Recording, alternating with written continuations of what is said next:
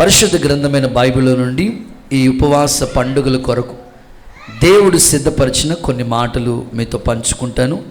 లూకా సువర్తమానం 17వ అధ్యాయం 34 వాక్య భాగాన్ని నేను చదువుతాను. మీ పరిశుద్ధ గ్రంథాలు తెరిచి దేవుని మాటల్ని వినాలని కోరుతున్నాను. లూకా సువార్త 17వ అధ్యాయం 34 వాక్యాన్ని నేను చదువుతున్నాను. ఆ రాత్రి ఇద్దరొక్క మంచం మీద ఉందురు, వారిలో ఒక్కరు కొనుపోబడుదురు, ఒకరు విడిచిపెట్టబడుదురు.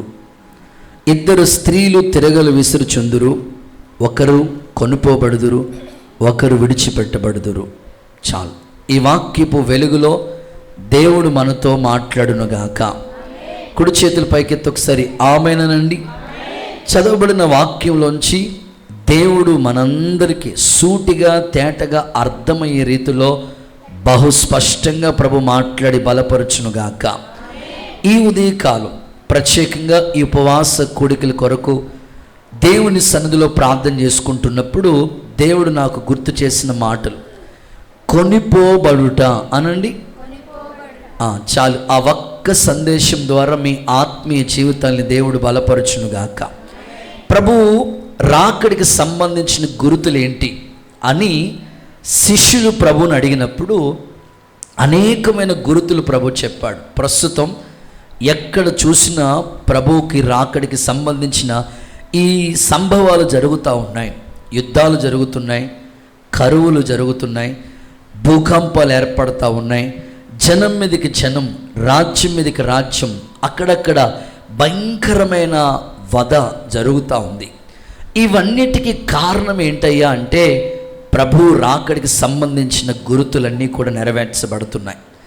ఈ చివరి దినాల్లో మనమందరం కూడా ఈ సిద్ధపాటు కూడికలు, ఉపవాస పండుగలు, దిద్దుబాటు కూడికల్లో దేవునికి మరింత సమీపస్తులయ్యి దేవుని రాకడ కొరకే మనమందరం ఎత్తబడే గుంపులో ఉండాలన్నదే దేవుని ఉద్దేశం. యేసు నామములో దైవ కృప మిమ్మల్ని ఆవరించునుగాక. ఇక్కడ చదువుకున్న వాక్యంలో మనం చూస్తే ఇద్దరు ఒక మంచం మీద పడుకున్నారట. అయితే ఇద్దరిలో ఒక్కరు మాత్రమే ఎత్తబడ్డారంట, మరొకరు విడవబడ్డారు. ఇద్దరు తిరగలు విసురుతూ ఉన్నారు, ఒక్కరు ఎత్తబడ్డారు, మరొకరు విడవబడ్డారు. ఇద్దరు పొలంలో పనిచేస్తూ ఉన్నారు, ఒక్కరు ఎత్తబడ్డారు, ఒకరు విడవబడినట్లుగా దేవుని లేఖనాల్లో మనం చూస్తున్నాం. ఈ ఉదయకాలం దేవుని మాటల యొక్క ముఖ్య ఉద్దేశం ఏమిటంటే ఈ మొదటి రోజే మంచి పునాది మీద మీ ఆత్మీయ జీవితాలు కట్టుకుందురుగాక. ప్రియులైన, చదువుకున్న వాక్యంలో అద్భుతమైన మాట ఏమిటంటే కొనిపోబడటం అంటే ఎత్తబడే గుంపులో మనం ఉండాలి. ప్రభు రాకడలో సంఘము ఎత్తబడిన అనుభవంలోకి రావాలి. విడవబడిన స్థితిలో మనం ఉంటే ఇంత భక్తి చేసి విడవబడితే ఏంటి ప్రయోజనం? అందుకే ఈ ఉపవాస కూడికలో మీలో ఉన్న లోపాలన్నీ దిద్దుకుని సరిచేయబడి దేవుని రాకడికే ఎత్తబడే గుంపులో కొనిపోబడటానికి కావలసిన సిద్ధపాటు యేసు నామములో ప్రభు మనకి ప్రసాదించబడునుగాక. ప్రభు పరలోక రాజ్యం ఎలా ఉంది అని అడిగినప్పుడు అనేకమైన ఉపమాన రీతిలో ప్రభు మాట్లాడుతూ వచ్చాడు.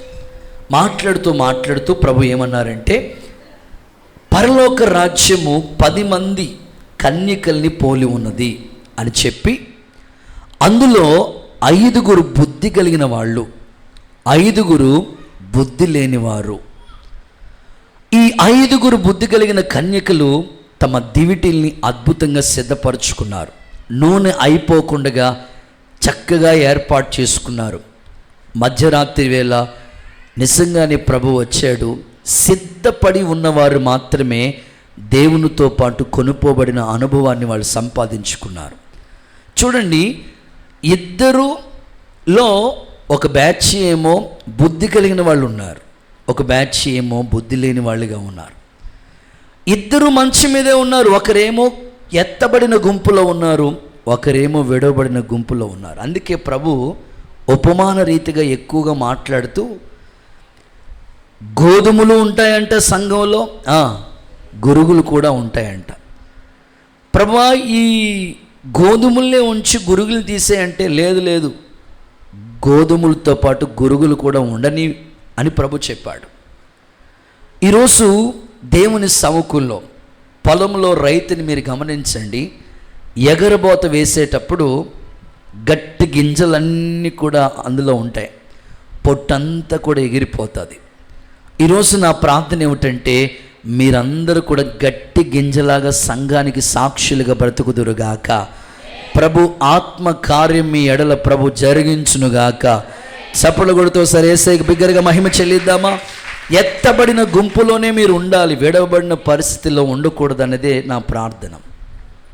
పరుగు పందెమందు అనేకులు పరిగెడతారు, కానీ బహుమానం చెప్పండి ఒక్కరికే ఉంటుంది. ఈ విశ్వాస జీవితం ఎలాంటిదంటే ఒక పరుగు పందెం, రన్నింగ్ రేస్ మట్ పరుగు పందెం లాంటిది. విశ్వాస జీవితంలో కొంతమంది పరిగెత్తి పడిపోయిన వాళ్ళు ఉంటారు, పరిగెత్తి అలిసిపోయి ఒక చెట్టు నీడకి వెళ్ళిపోయి కూర్చున్న వాళ్ళు ఉంటారు, చివరికి బహుమానం పొందే వరకు పరిగెత్తే వాళ్ళు కొందరే ఉంటారు. అందులో మనమందరం ముందుముగాక, ప్రభు సహాయము చేయనుగాక. కొన్ని ఉదాహరణలు చెప్తాను. బైబిల్ గ్రంథంలో వార్ప ఉన్నది,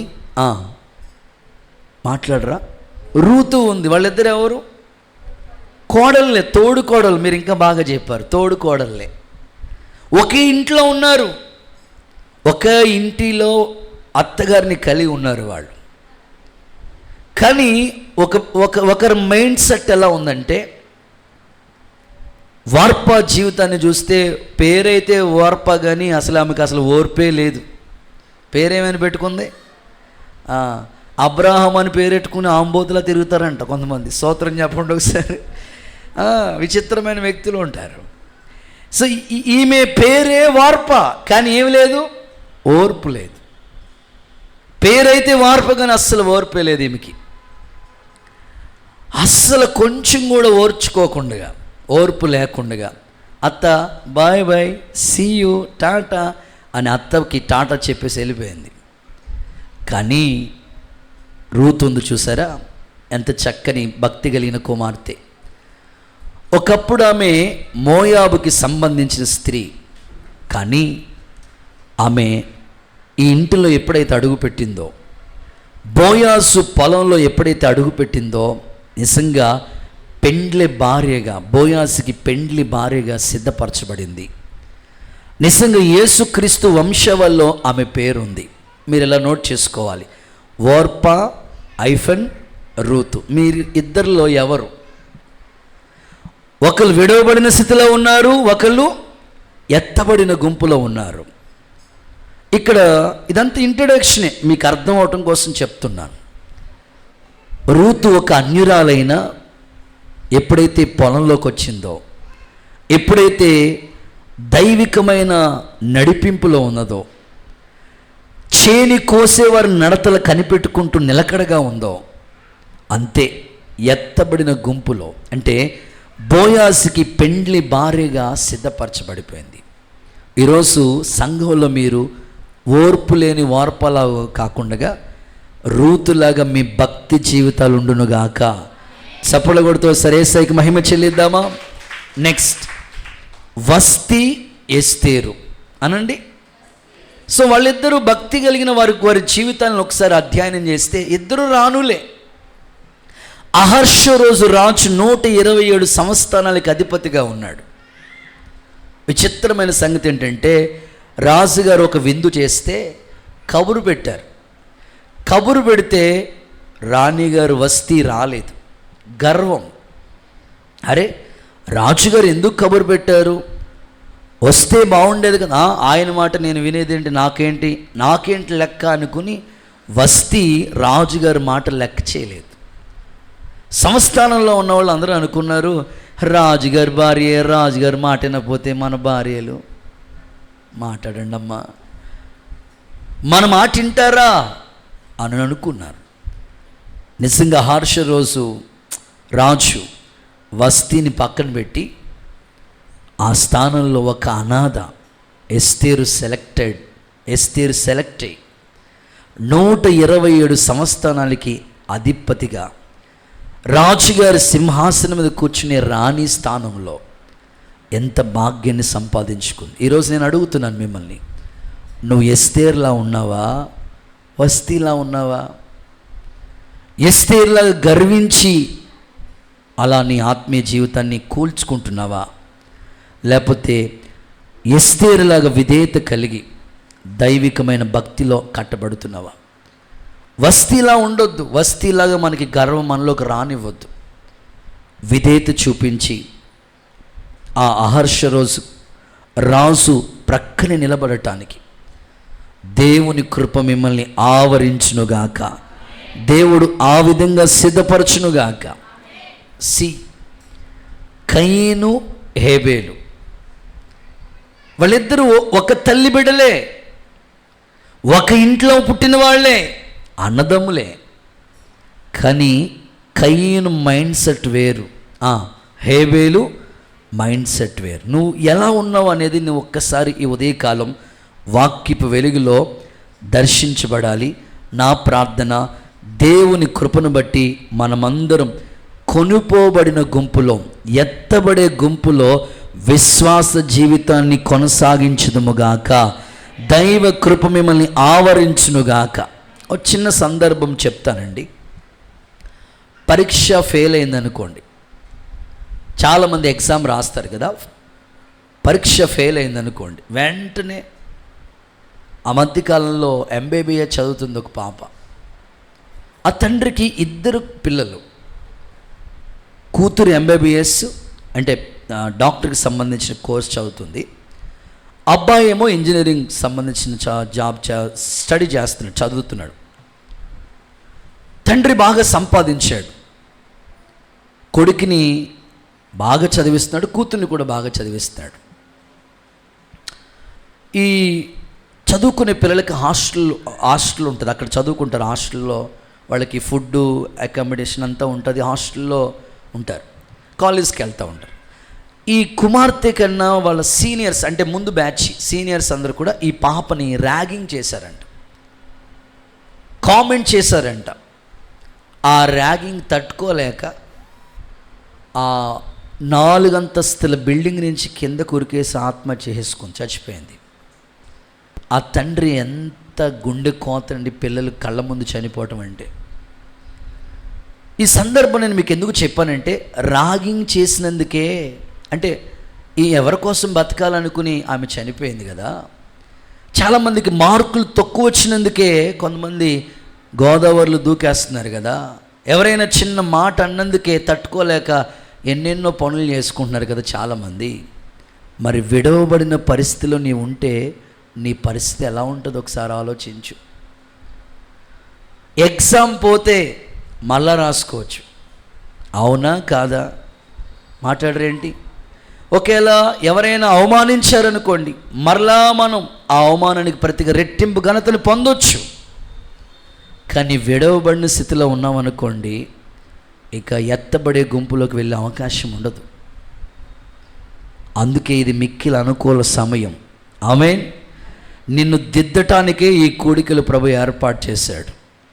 నువ్వు ఎత్తబడే, కొనిపోబడే ఆ అనుభవంలో ఉన్నావా, లేకపోతే విడవబడిన పరిస్థితుల మధ్యలో ఉన్నావా? నిన్ను నీవు పరీక్షించుకోవాలి. దేవుని సహాయం మీకు అనుగ్రహించబడునుగాక. మొన్న చాలామంది డిఎస్సి రాశారు. ఇక్కడ ఎవరైనా రాసున్న వాళ్ళు ఉంటే చెయ్యొచ్చు, మంచోళ్ళు. రాసిన వాళ్ళందరికీ రాలేదు, సెలెక్టెడ్ కొంతమందికే వచ్చింది. ఈరోజు నా ప్రార్థన ఏంటంటే, ఆ కొంతమందిలో నీవు కూడా నీ భక్తిని స్థిరపరచుకుని, ప్రభా కొనిపోబడిన, ఎత్తబడిన ఆ అనుభవంలో నేను ఉండాలయ్యా.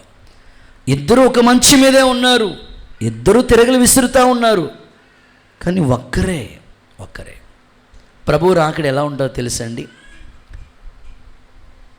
కారు మీద వెళ్ళిపోతున్నాం అనుకోండి, డ్రైవరు ప్రభుని నమ్ముకుని మంచి భక్తిపరుడు, ఆ వానరు కూడా చక్కగా భక్తి చేసి దేవునిలో ఎదిగిన వ్యక్తి. ఆ వెనకాల కూర్చున్న వాళ్ళు అప్పుడప్పుడు దైవ కార్యాల పట్ల అశ్రద్ధగా ఉన్నవాళ్ళు కారులో ఎక్కారనుకోండి, కారు వెళ్ళిపోతూ ఉంది, యమా స్పీడ్లో వెళ్తూ ఉంది, హైవేలో పోతూ ఉంది, 100 స్పీడ్లో వెళ్తుంది కారు. ఈ లోపల ఆర్భాటంతో, ప్రధాన దూత శబ్దంతో, దేవుని బోరతో ప్రభు మేఘాల మీదకి వచ్చినట్లుగా కడబోర స్వరం వినబడింది.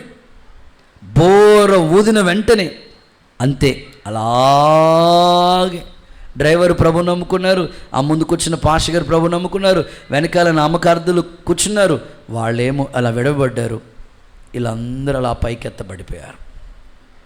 ఈ మొదటి రోజే నీ తీర్మానం ఏమై ఉండాలంటే, ప్రభా నా ఆత్మీయ భక్తి ఎక్కడ చల్లారిపోతుందో, ఎక్కడ ఇంకా అవిశ్వాసపు అడుగులు నా జీవితంలో ఉన్నాయో, ఈరోజు నేను విడవబడిన స్థితిలో ఉండకూడదు, కానీ ఎత్తబడి గుంపులో నేను ఉండాలయ్యా, ఆ విధంగా నన్ను సిద్ధపరచు అన్నవాళ్ళు మాత్రమే చేతులెత్తి హల్లెలూయా అని చెప్పండి.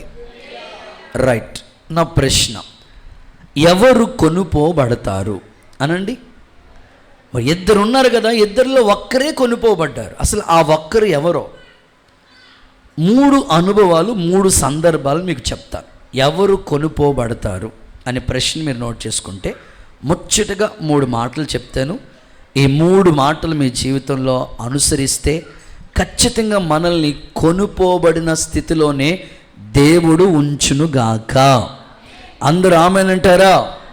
రైట్. మొదటి మాట, యోబు గ్రంథం 34వ అధ్యాయం 20వ వాక్యాన్ని చదువుదాం.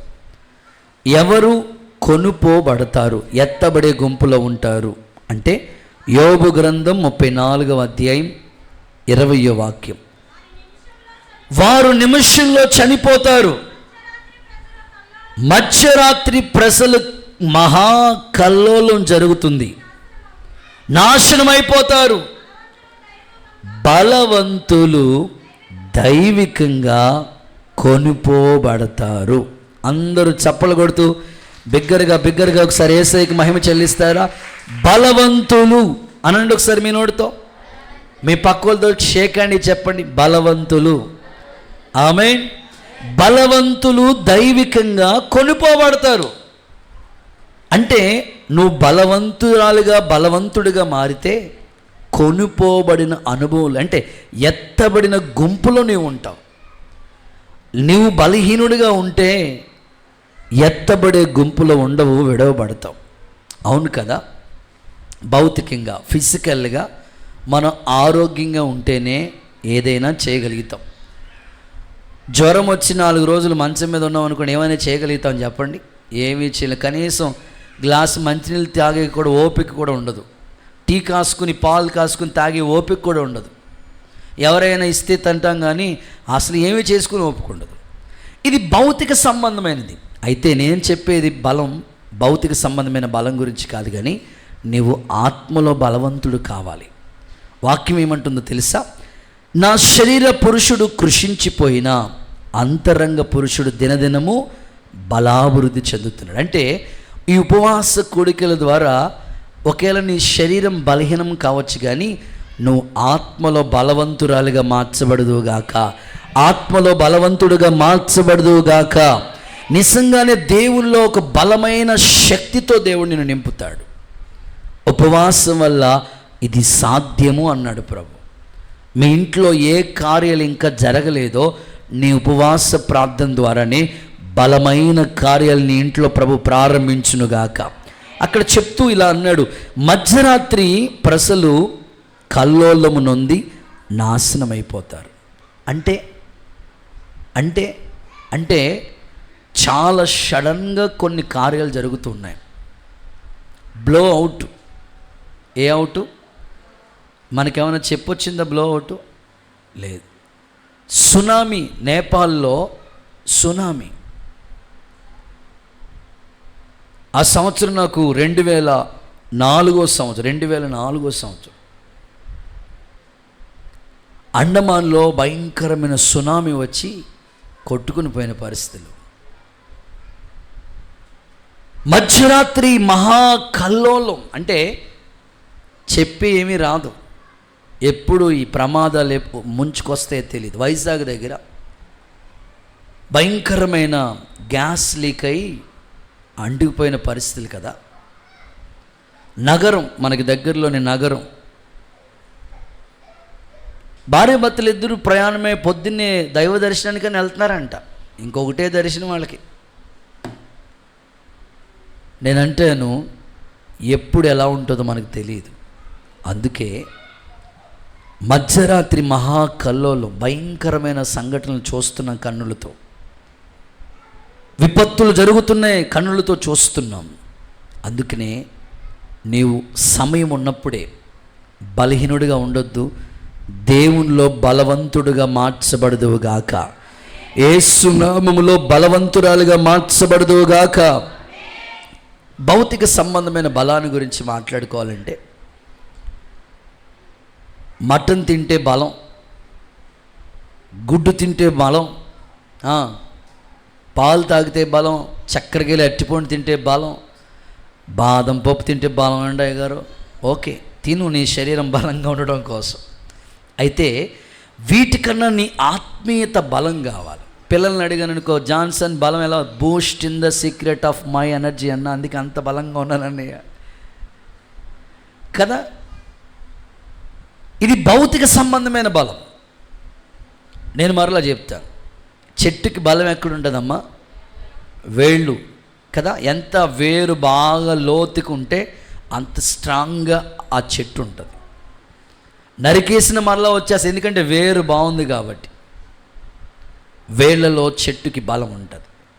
తర్వాత జింకకి బలం ఎక్కడుంటుంది? కాళ్ళలో. ఎంత వేగంగా పరిగెడుతుందండి జింక. పాముకి బలం ఎక్కడుంటుంది? కోరల్లో ఉంటుంది.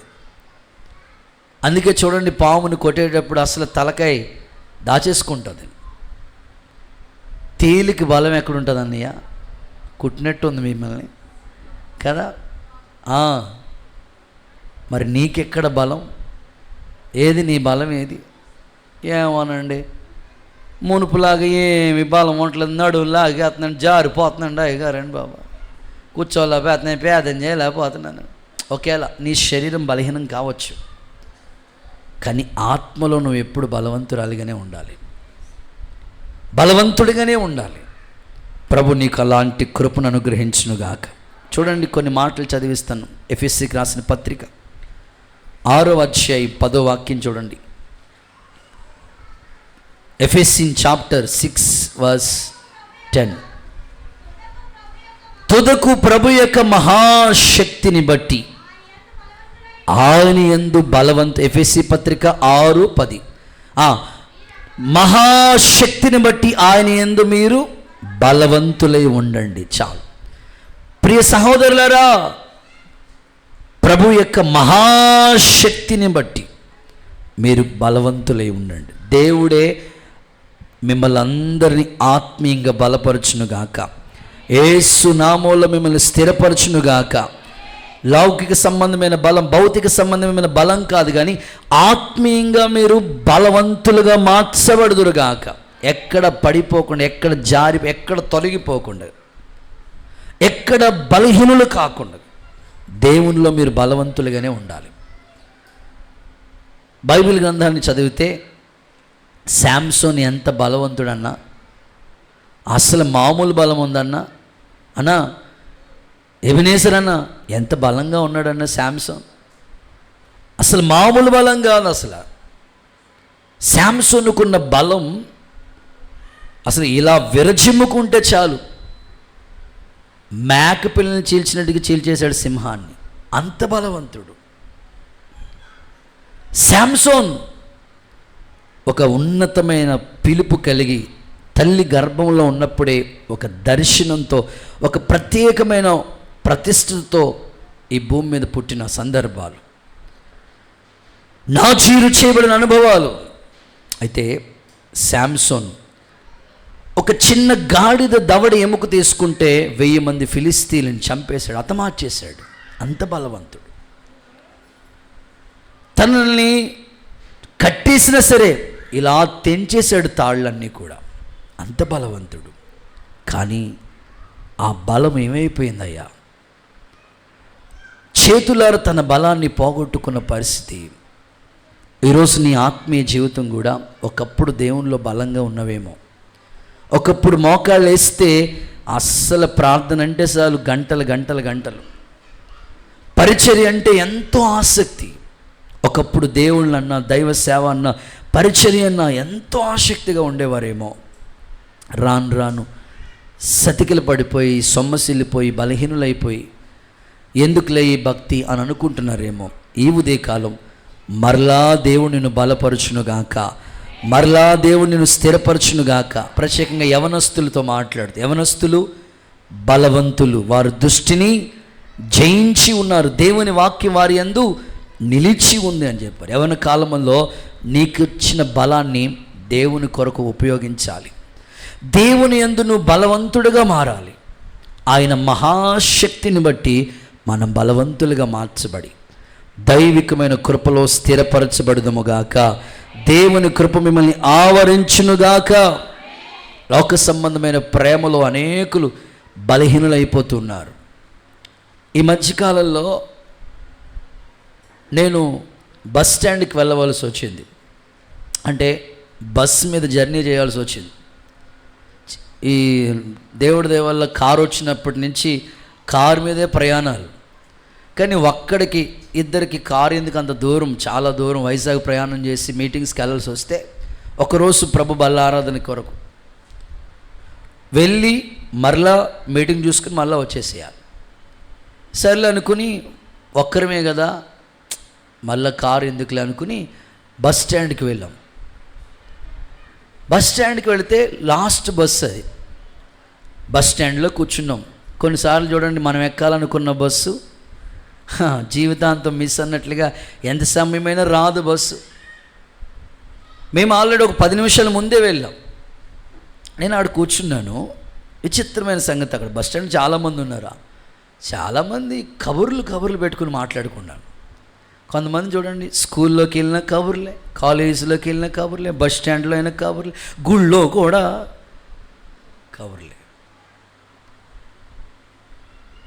కబుర్లే. నేను చూస్తూ ఉన్నాను అలా గమనించి. ఆ పిల్లోడిని ఇలా పిలిచి, వరి ఎందుకురా, నీకు మంచి భవిష్యత్తు ఉండదు అన్న, ప్రేమ అంటే నీకేం తెలుసా అన్న అంటున్నాడు. 11 గంటలకి, రాత్రి 11 గంటలకి బస్ స్టాండ్, ప్రేమ అంటే నీకు ఏం తెలుసా నన్ను ఎక్కించడానికి వచ్చిన తమ్ముడు వాళ్ళు చూస్తూ ఉన్నారు.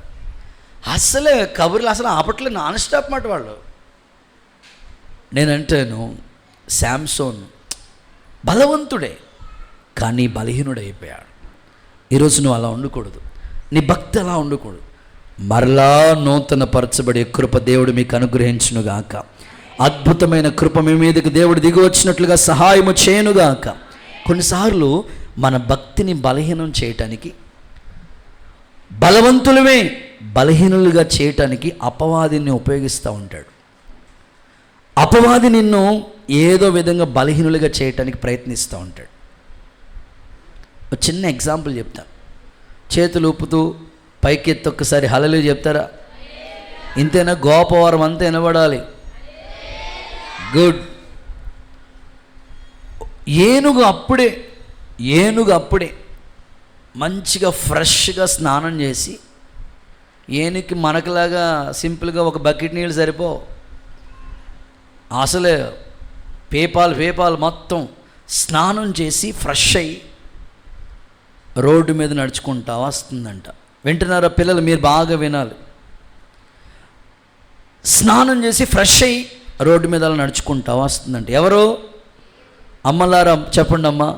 అన్నలారా చెప్పండి అన్న. ఏనుగు ఫ్రెష్ అయ్యి వస్తుందంట హ్యాపీగా.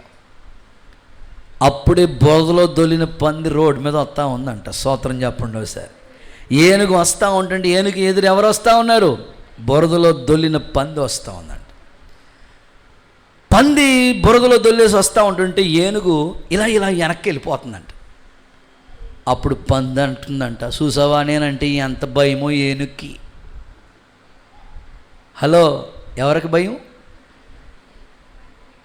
ఏనుగిని ఒక కాలుగిని తొక్కిందనుకోండి పందిని, తారు డబ్బాలాగా పచ్చడైపోతుంది కదా. ఏమంటుంది పంది? నేనంటే ఎంత భయమో వెనక్కి వెళ్ళిపోతుంది. ఎవరో కొంతమంది వెనక్కి వెళ్ళిపోతుంది. అప్పుడు ఏనుగు అన్నదంట, నీకు భయపడి వెనక్కి వెళ్ళలేదు నేను, నీ బురద నాకు అంటుకోకుండా పక్కకి జరుపుకుంటున్నాను అన్నదంట. స్తోత్రం చెప్పండి ఒకసారి. కొంతమంది మనకి బురద అంటించే వాళ్ళు ఉంటారు లోకంలో. బురద అంటించే వాళ్ళు మనకి కనబడుతున్నా మనం దూరంగానే ఉండుముగాక. ఆమెను చెప్పరా? మేము వాళ్ళతో కూడా కలిసిపోతామండి, అంతా ఏకలోకం అన్నట్టుకున్నట్టున్నారు మీరు. స్నేహితులు కావచ్చు, బంధువులు కావచ్చు, శ్రేయాభిలాషులు కావచ్చు, అన్యజనులు కావచ్చు, వాళ్ళు నామకార్థ స్థితిలో ఉన్నారు. నువ్వేమో మంచి భక్తిలో ఉండి ఇలాంటి హాలిడేస్ వచ్చినప్పుడు మీ ఇంటికి చుట్టాలు వస్తారు, స్నేహితులు వస్తారు, బంధువులు వస్తారు. ఆచార సంబంధమైన భక్తిని మిమ్మల్ని కూడా దించేయడానికి ప్రయత్నం చేస్తుంటారు. నువ్వేం చేయాలంటే ఆ బురద నీకు అంటుకోకుండా వెనక్కి జరగాలి. అప్పుడే నువ్వు దేవునిలో బలవంతుడిగా ఉంటావు, లేకపోతే బలహీనులు అయిపోతారు. దైవికమైన క్రమాన్ని మనం కాపాడుకుంటూ లోకం చూస్తే ఎక్కడ చూసినా బురద. కొంతమంది అంటూ ఉంటారు, అన్నయ్య జనరల్ నాలెడ్జ్ కోసం కూడా సినిమాలు చూడకూడదు అన్నయ్య. ఏ నాలెడ్జ్ వస్తుందంట? మాట్లాడండి అమ్మా. జనరల్ నాలెడ్జ్ బాగా వస్తుంది నీకు. ఒక్కసారి బురదలో అడుగు పెడితే ఆ కాలుకి బురద అంటుకోకుండా కాలు బయట తీయగలుగుతామండి? లేదు. అందుకే బురద మనకి అంటుకోకుండా, బలహీనులు కాకుండా మన భక్తి, మన యథార్థత, మన ప్రార్థన జీవితం, మన సంపూర్ణ సన్నిధి, వీటన్నిటిని కాపాడుకుంటూ దేవునిలో బలవంతులుగా మార్చబడదుముగాక. గట్టిగా ఆమేనని చెప్పండి. చూడండి, హబక్కుకు చెప్తున్నాడు, ఎలా అంత అద్భుతమైన మాట చెప్తున్నాడు చూడండి. హబక్కుకు గ్రంథం 3వ అధ్యాయం 17వ వాక్యం చదవండి. హబక్కుకు గ్రంథం 3వ అధ్యాయం 17వ వాక్యం. అంజూరపు చెట్లు పూత పూయకపోయినా, ద్రాక్ష చెట్లు ఫలింపకపోయినా, ఒలీవ చెట్టు కాపు లేకపోయినా, చేనిలోని పైరు పంటకు రాకపోయినను, లేకపోయినను నేను దేవుళ్ళో ఆనందిస్తాను. కొట్టు చప్పట్లు యేసయ్యకి మహిమ చెల్లినట్లుగా. నువ్వు ఆనందిస్తావా దేవుళ్ళో? అక్కడ ఏమంటున్నాడు తెలుసా? ఏమేం మాట్లాడుతున్నాడు తెలుసా? అంజూరపు చెట్లు ఇంకా పూత స్టార్ట్ అవ్వలేదంట. ఏమోనండి, మొక్కేసానికి అనండి ఇంకా పూత రావట్లేదండి బాబు, ఏం దేవుడని అంటారు మనం. ఆయన అంటున్నాడు పూత రాకపోయినా, నెక్స్ట్ ద్రాక్ష చెట్లు ఫలించకపోయినా, ఒలీవ చెట్లు కాపు కాయిపోయిన, చేనిలోని పైరు చేతికి రాకపోయినా, నేను మాత్రం దేవుళ్ళు ఆనందిస్తాను. 1వ తారీఖు ఫంక్షన్ అవ్వకపోతే గుడి మానేస్తాం మనం కదా. 4 రోజులు పనులు లేవనుకోండి, ఏం దేవుడండి బాబు అంటాం. ఎగ్జామ్ ఫెయిల్ అయిందనుకోండి, 4 రోజుల దాకా గుడిలో కనపడం మనం. కానీ హబక్కుకు అలా కాదక్క అన్నయ్య, అలా కాదన్నయ్య. ఏమీ లేకపోయినా దేవుళ్ళో ఆనందించే భాగ్యం మీకు అనుగ్రహించబడును గాక. అందుకే ఆ పెద్ద ఆయన ఆ కీర్తనలో ఆ పదాలు పెట్టారు ఆయన. చేనిలోని పైరు చేతికి రాకున్నా, ఫలములన్నీ రాలిపోయినా, సిరి సంపదలన్నీ దూరమై నేను చలించనులే. పాడదాం. చేనిలోని పైరు చేతికి, ఫలములన్నీ రాలిపోయినా, సిరి సంపదలన్నీ దూరమై నేను చలించనులే. అందరూ నిశ్చలమైన రాజ్యము కొరకే ఎల్లవేళలా నిన్నే. చప్పట్లు పిల్లలు. నిశ్చలమైన రాజ్యము కొరకే ఎల్లవేళలా నిన్నే ఆరాధించు.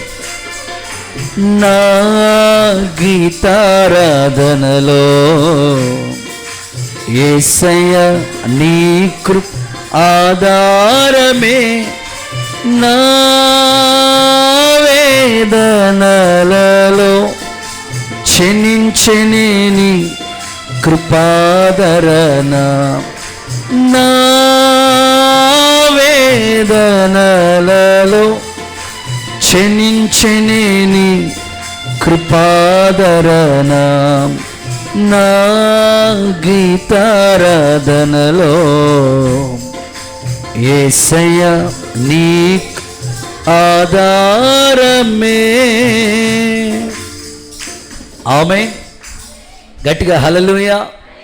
పిల్లలు నా వైపు చూస్తూ హల్లెలూయా చెప్పండి. బిగ్గరగా హల్లెలూయా చెప్పండి. పెద్దోళ్ళందరూ సరే హల్లెలూయా చెప్పండి. గుడ్. దేవుడు మీతో మాట్లాడి బలపరచునుగాక. పిల్లరా, చదువుకున్న వాక్య భాగంలో విలువైన మాటలు, అమూల్యము లాంటి దేవుడి మాటలు చెప్తున్నాడు. అన్నీ బాగున్నప్పుడు భక్తి చేయటం కాదు.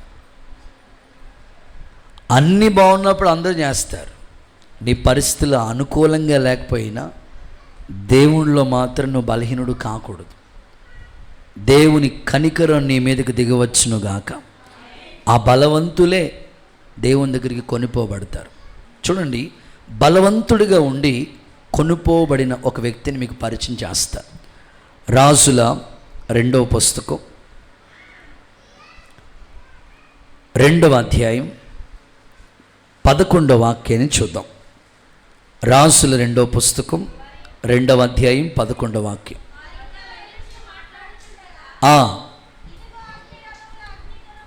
ఇదిగో అగ్ని రథాలు అగ్ని గుర్రాలు కనబడెను, వీరిద్దరిని వేరు చేసెను.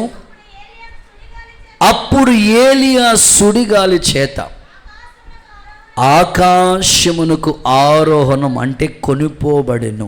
ఆమేనని చెప్పండి. ఇక్కడ ఏలియా కనబడతా ఉన్నాడు. ఏలియాను వెంబడిస్తున్న ఎలీషా కనబడతా ఉన్నాడు.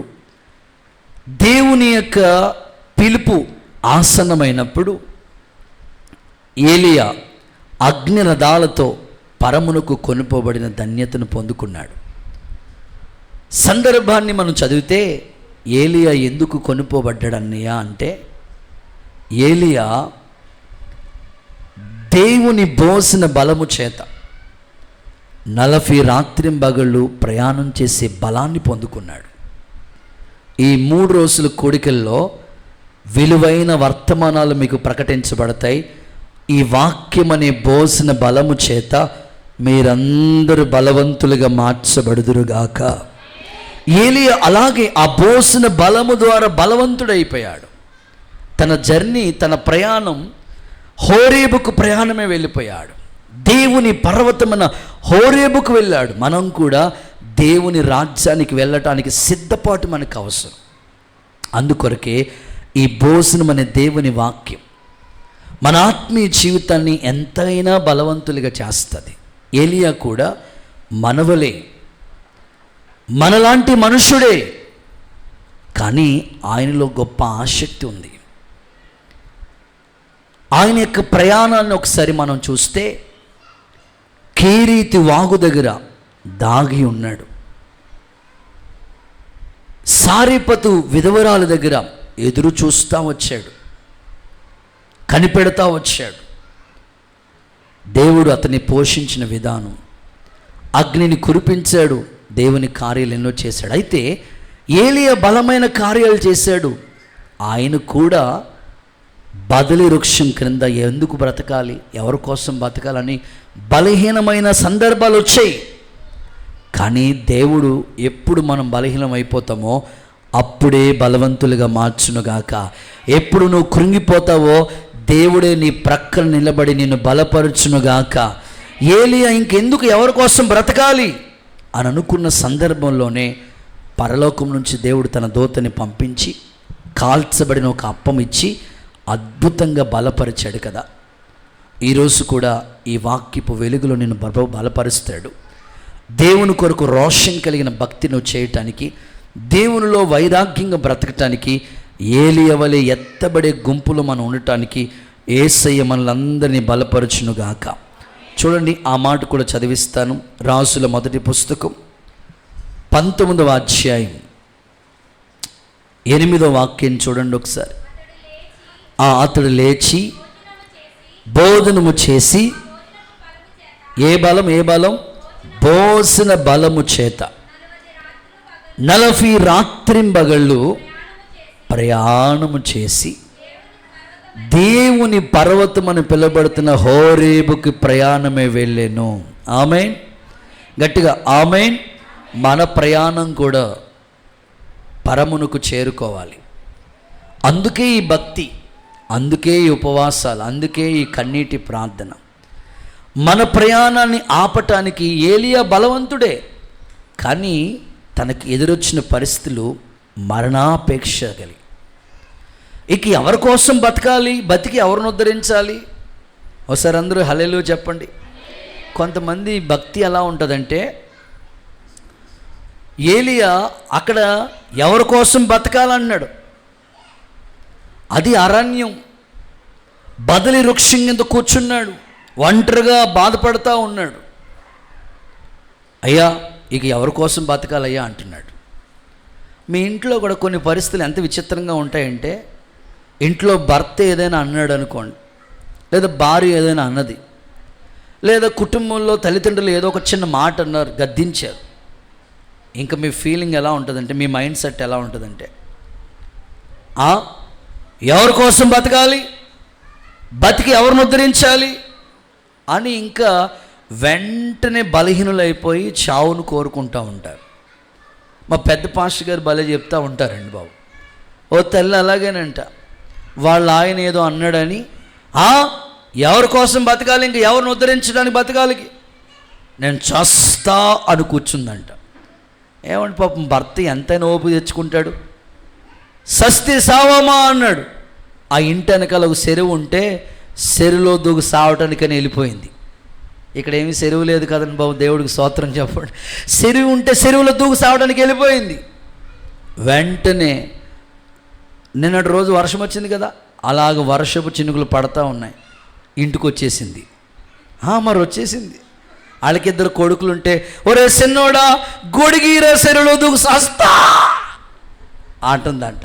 వాడన్నాడంట, చెరువులో దూకు సావటానికి గొడిగి ఎందుకు అమ్మా అంటే, అరే తల తడితే ఆరదరా అంటదంట. కొంతమంది ఏదో చిన్న సమస్య వస్తే నేను అంటాను, చావును మనం కోరుకోకూడదు. ఆయుష్ ఆరోగ్యం ఎవరి చేతిలో ఉంది? ఆయన చేతిలో ఉంది. ప్రతి సమస్యకి పరిష్కారం ఉంటుంది కదా. ఎన్ని కార్యాలు చేశాడు ఏలియా, ఇక సావును కోరుకుంటున్నాడు అక్కడ. కానీ దేవుడు గొప్పవాడు కాబట్టి దేవదూతని పంపించి, ఏలియా నీకు చావే లేదు, కొట్టు చప్పట్ల గట్టిగా యేసయ్యకి మహిమ, నీకు చావే లేదు, అగ్ని రథాలతో కొనుపోబడ్డాడు. ఎంత గొప్ప భాగ్యం అండి. ఈరోజు నా ప్రార్థన, నువ్వు చిన్న చిన్న సమస్యలకి చావును కోరుకుంటున్నావేమో. ఈ పిల్లల్ని కొంతమంది ఎంత విచిత్రమైన వాళ్ళు ఉంటారంటే, ఒరే నా కడుపు నువ్వు సెడపుట్టవురా అని ఇటు పిల్లల్ని తిడతా ఉంటారు, అందరినీ తిడతా ఉంటారు. నేనంటాను, తిట్టినంత మాత్రాన వాళ్ళు మారరు.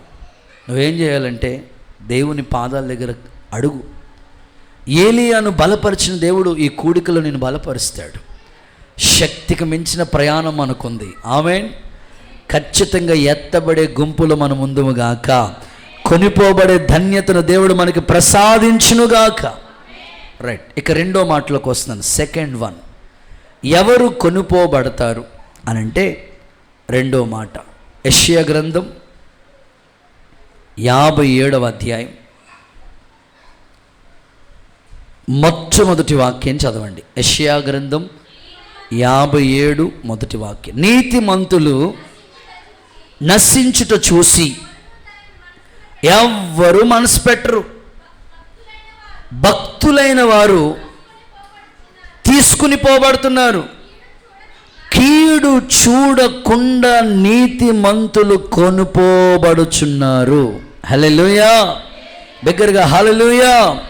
సో రెండవది నీతిమంతులు. మొదటగా చెప్పాను బలవంతులు. రెండవది ఎవరయ్యా కొనుపోబడేదంటే నీతిమంతులు. కీడు చూడకుండా వాళ్ళు కొనుపోబడుతున్నారంట. నా ప్రార్థన నిజమే, ఎక్కడ చూసిన భయంకరమైన కీడు. ఇప్పుడున్న రోజులు, ఇప్పుడు మనం చూస్తున్న పరిస్థితుల కంటే ఇక వచ్చే రోజులు ఎంత దారుణంగా ఉంటాయంటే అంత భయంకరమైన సంభవాలు. నీతిమంతులు అనే వాళ్ళంట ఆ కీడు చూడకుండా దేవుని దగ్గరికి కొనుక్కోబడే ధన్యతను వాళ్ళు సంపాదించుకున్నారు. నేనంటాను, మనకన్నా ముందుగా వెళ్ళిపోయిన వాళ్ళు ధన్యులు. వాళ్ళు కీడు చూడకుండానే మహిమలోకి వాళ్ళు ప్రవేశించారు. గొప్ప గొప్ప వాళ్ళు. భూమి మీద ఉన్న మనము ఏమో భయంకరమైన కీడులు జరుగుతున్నాయి, ఎన్నో సంభవాలు జరుగుతున్నాయి లోకంలో. ఒకప్పుడు ఇంత టెక్నాలజీ లేదు. ఇప్పుడున్న ట్రెండ్ ఎలా ఉందంటే భార్యలే భర్తను చంపేస్తున్నారు. స్తోత్రం చెప్పండి ఒకసారి. భర్తలే భార్యలు చంపేస్తున్నారు, కూతురే తల్లిని చంపేస్తూ ఉంది. ఎంత దారుణమైన పరిస్థితులు. తెలీదా మీకు? ఇవన్నీ తెలుసు కదా. సోషల్ మీడియా, మీరు యూట్యూబ్ అలాగా ఆన్ చేస్తే అప్డేట్స్ వచ్చేస్తున్నాయి. వే2 న్యూస్ ఏదో వచ్చింది కదా, ఏంటి తమ్ముడు అది? అంతే, ఇలా ఆన్ చేయాలి, నువ్వు నెట్ ఆన్ చేయాలి. బోర్డు ప్రపంచంలో ఎన్నో జరిగిపోతున్నాయో. కీడు చూడకుండా అంట నీతిమంతులు కొనుక్కోబడుతున్నారంట. నా ప్రార్థన, యేసు రక్తంతో నువ్వు కడగబడ్డావు, మారు మనసు పొందావు, పాపక్షమాపణ నిమిత్తం బాప్తిసం తీసుకున్నావు, సంఘములో చేర్చబడ్డావు కదా. నువ్వేం చేయాలంటే సంఘంలో చేర్చబడిన తర్వాత నీతిమంతురాలైన నీవు ఆ నీతి నీతోనే ఆగిపోకూడదు. ఆ నీతిని నువ్వు కొనసాగిస్తూ ఉండాలి. నీతిని నువ్వు కాపాడుకుంటూ ఉండాలి. ఆ నీతి నీ పిల్లల్లోనికి రావాలి. ఆ నీతి నీ భర్తలోకి రావాలి. ఆ నీతి నీ కుటుంబానికి అంటుకట్టబడేటట్లుగా ఉండాలి. వారిని దేవుడు ఎత్తబడే గుంపులో ఉంచుతాడు. కానీ ఒకప్పుడు నీతిమంతులే, కానీ ప్రస్తుతం ఆ నీతిని కాపాడుకుంటున్న వాళ్ళు ఎందరో కనుమరుగైపోతున్నారు. యేసు రక్తంతో కడగబడిన వాళ్ళందరూ నీతిమంతులే. అయితే ఆ నీతిని కాపాడుకోవాలి. చూడండి, ఒక వాక్యం చదివిస్తాను. కొరింథీయులకు రాసిన మొదటి పత్రిక 6వ అధ్యాయం 9 నుంచి 11 వాక్యాలు, 11 వరకు. కొరింథీయులకు రాసిన మొదటి పత్రిక 6వ అధ్యాయం 9 నుంచి 11 వచనం వరకు చదువుతారా? అన్యాయస్తులు దేవుని రాజ్యానికి వారసులు కాదు, వారసులు అస్సలు కారు. మీకు తెలియదా? మోసపోవద్దు. జారులైనను విగ్రహారాధికులైనను ఆ పాపంలో పొర్లాడే వాళ్ళైనను ఎవరైనా సరే, దూషించే వాళ్ళైనా, దూషకులైనా, దోచుకునే వాళ్ళైనా దేవుని రాజ్యానికి వాళ్ళు వారసులు కారు. మీలో కొంతమంది అలాగే ఉన్నారు. అయితే ప్రభువైన యేసుక్రీస్తు ద్వారా ఆత్మయందు కడగబడి పరిశుద్ధపరచబడి నీతిమంతులుగా తీర్చబడుతూ ఉన్నారు. అందరూ సరే ఆమేన్ అంటారా? గట్టిగా హల్లెలూయా అని చెప్తారా? చదవబడిన వాక్య భాగంలో చెప్తున్న కొంతమంది అన్యాయస్తులుగా ఉన్నారు, దొంగలుగా ఉన్నారు, పాపంలో పొర్లాడుతున్నారు. వాళ్ళు దేవుని రాజ్యానికి వారసులు కారు. మీరైతే యేసు రక్తం ద్వారా ఆత్మచేత కడగబడి నీతిమంతుల జాబితాల్లో మీరున్నారు. దేవుని వాక్యం అదే చెప్తుంది, నీతిమంతుల జాబితాల్లో మీరున్నారు. నా ప్రార్థన, ఈ ఉపవాస కూడికలో యేసయ్య వాక్యము ద్వారా మీరు దర్శించబడుదురుగాక, కడగబడుదురుగాక, శుద్ధి చేయబడుదురుగాక, నూతన పరచబడుదురుగాక. అందరూ చప్పలు కొడుతూ సరే యేసయ్యకి బిగ్గరగా మహిమ చెల్లిద్దామా? అలాంటి నూతన పరచబడిన అనుభవం అనుకుంటే మన నీతి ఎప్పుడు కూడా రెన్యువల్గా నూతన పరచబడుతుంది. చూడండి, వస్తువులు మీరు కొంటారు. మీ ఇంట్లో వాషింగ్ మిషన్, లేకపోతే ఫ్యాన్, లేకపోతే ఐరన్ చేసుకునే ఇస్త్రీ పెట్టి, వస్తువులు ఏమైనా చూడండి, సంవత్సరాలు అయిపోయినప్పటికీ పాతబడిపోతూ ఉంటాయి. అవునా? మీ మడత మంచం ఇంకా ఉందా? మూలన పడేశారు కదా, డబల్ కట్ వచ్చిన తర్వాత. వస్తువులు ఏమైనా పాడైపోతాయి. కానీ భక్తి ఎంత గొప్పదంటే, నువ్వు దేవునిలో అడుగుపెట్టిన ఆ రోజు నుంచి నేటి వరకు ఇంకా భక్తి రెన్యువల్, నూతన పరచబడాలి. ఎల్కేజీ స్టూడెంట్ లాగా ఇంకా అలా ఉంటే ఎలా? నీ భక్తి, నీ నీతి ఎక్కువ అవ్వాలి. ప్రభు ఆ దిశగా నేను నడిపించునుగాక. ఒక చిన్న సందర్భం చెప్తాను, ప్రభు చెప్పిన ఉపమానం చెప్తాను. దేవుడంట ధవల సింహాసనం మీద కూర్చుంటారంట. వినాలి వినాలి, బాగా వినాలి. సింహాసనం మీద కూర్చుని జడ్జిమెంట్ అన్నమాట.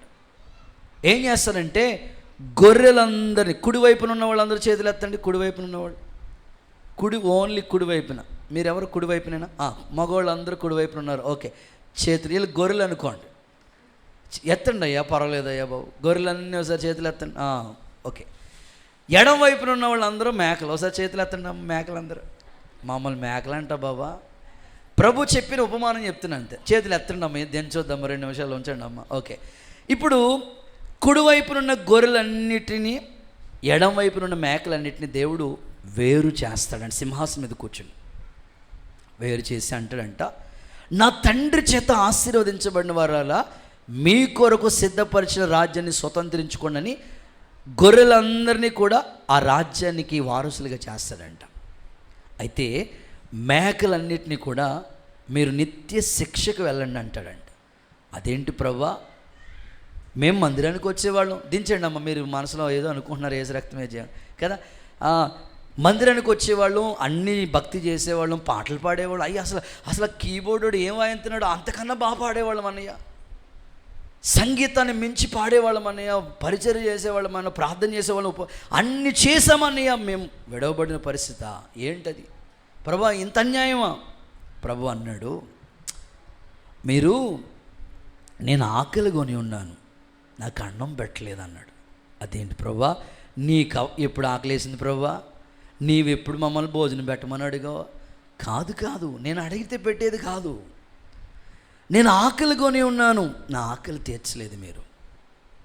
నాకు దాహం వేసింది, నీళ్ళు ఇవ్వలేదు.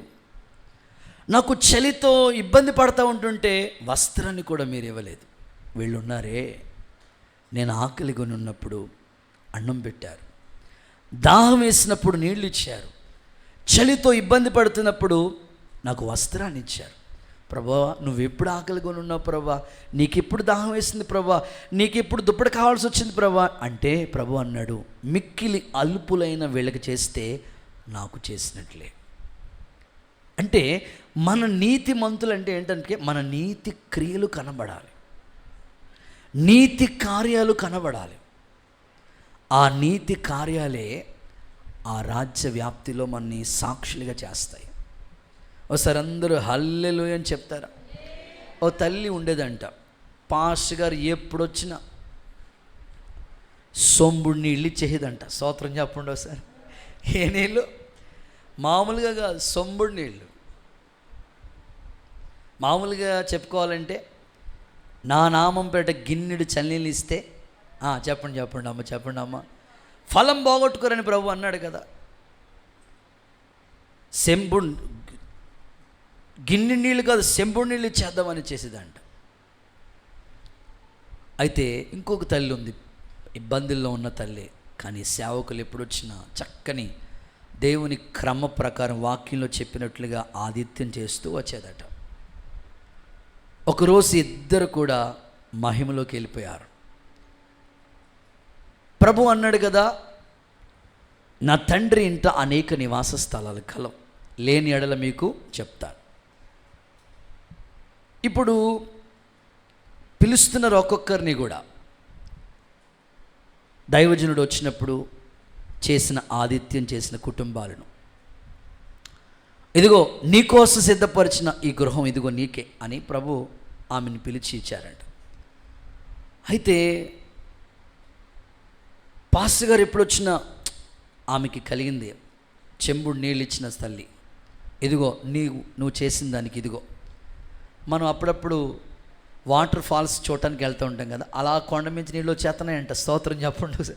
వాటర్ ఆగట్లేదంట. ఏంటి ప్రభా? ఇదిగో నువ్వు ఇచ్చిన నీళ్ళు ఇగో అన్నాడంట. సో నేను అంటాను, నువ్వు ఏ క్రియలు చేస్తే అదే ప్రతిఫలం. అందుకే నీతిమంతులు ఏం చేయాలంటే నీతి కార్యాలు చేస్తూ ఉండాలి. దోర్కా చూడండి, పేతురు పాస్టర్ గారు వస్తే ఎంత నీతి కార్యాలు చేసింది. కొర్నేలు చూడండి, నీతి కార్యాలు. అంటే నీతిమంతులని ఎప్పుడు పిలువబడతామంటే బాప్తిసం పొందేసినంత మాత్రాన్ని కాదు, ఆ నీతిని కొనసాగిస్తూ ఉండాలి. చదివిస్తాను చూడండి, లేఖనాల్లో కొన్ని మాటలు చదివిస్తాను. మత్తయి సువార్త 25వ అధ్యాయం 32 నుంచి కొన్ని మాటలు చదువుతారు.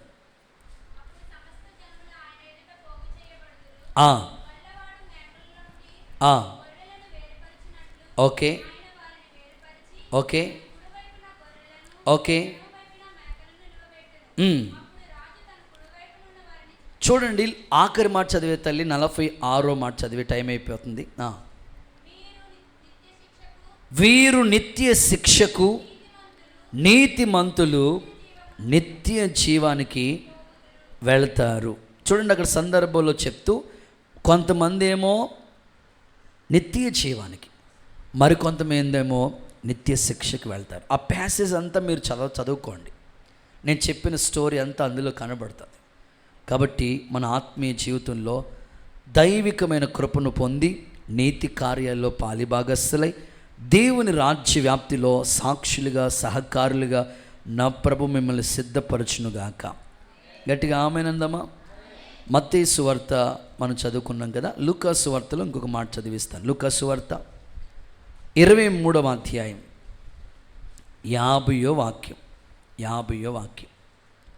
లూకా సువార్త 23:50.